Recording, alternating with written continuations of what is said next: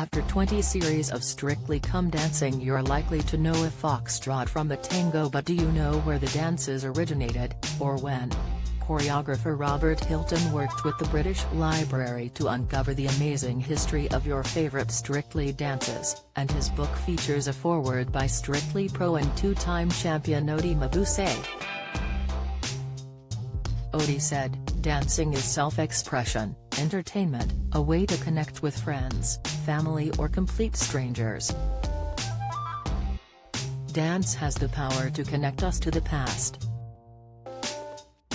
It's so important to know why so many millions of people around the globe love dance as much as they do. Here are some of our favorite moves." The waltz. Now known for its grace, the waltz was dismissed as a dance for prostitutes and mistresses by those outraged at its close hold when it debuted in Vienna in the 17th century. Despite this reputation, the dance spread rapidly across Europe and America, helped by the music of Austrian composer Johann Strauss. Robert says, "The opportunity for body-to-body contact must have been a revelation. If the young are told not to do something, they will run straight to it." The waltz was an early example of this youthful rebellion. Queen Victoria was a fan of the waltz, but only after overcoming her initial reservations that it was improper for the royal court. The Charleston, prior to its debut on the U.S. stage in Broadway show Runnin' Wild in 1923, above, many believe the dance had less glamorous roots. It is claimed that producer Flournoy Miller was on his way to rehearsals when he spotted three young street dancers busking for money to the beat of trash can drums outside the theater. One of the boys, Russell Brown, nicknamed Charleston, agreed to show Miller the steps. In return, the routine was named after him.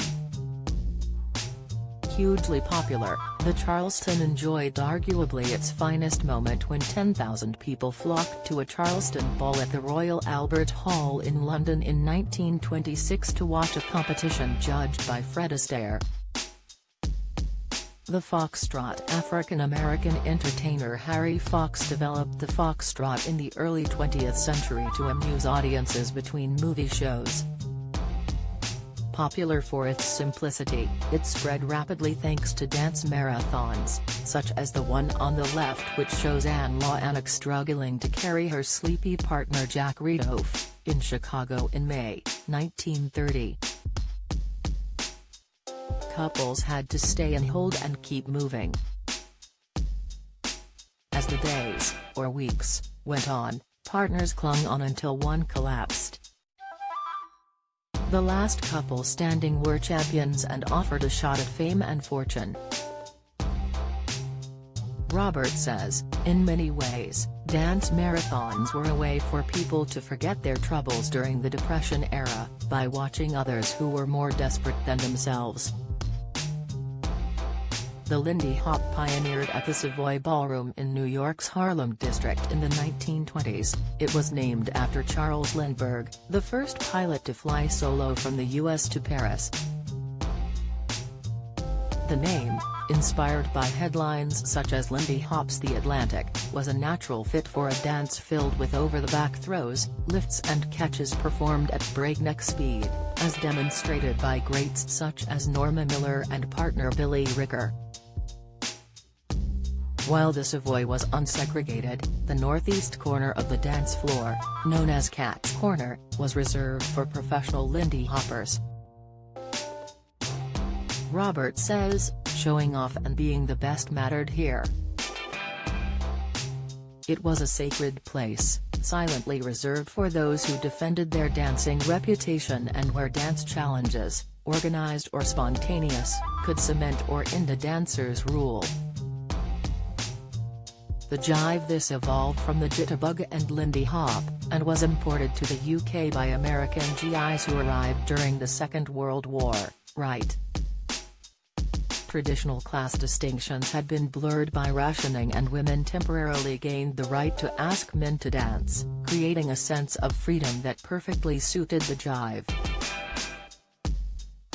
The U.S. troops brought racial tensions with them, as the Jim Crow laws segregated black and white soldiers.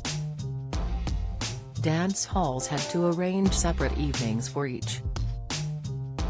A stabbing and shooting outside the Paramount Dance Hall in 1943 led to a brawl in Leicester Square, London, with black GIs on one side and white soldiers and locals on the other. The sensual tango emerged from the late 19th century brothels of Argentine capital Buenos Aires, where dock workers and lonely European immigrants outnumbered women 5-1.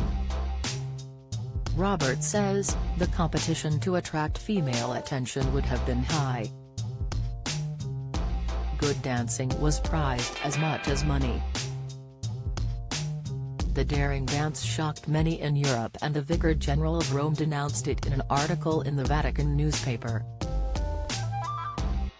But it proved popular during the interwar years, and the Waldorf Hotel's tango tea dances continued until a German bomb shattered the Palm Court's glass roof in 1939. The samba probably descended from the Tuque, a circle dance from Angola and ex-African kingdom Congo, that arrived in Brazil via the slave trade. It was popularized by samba schools that formed in the early part of the 20th century and were scorned by the authorities.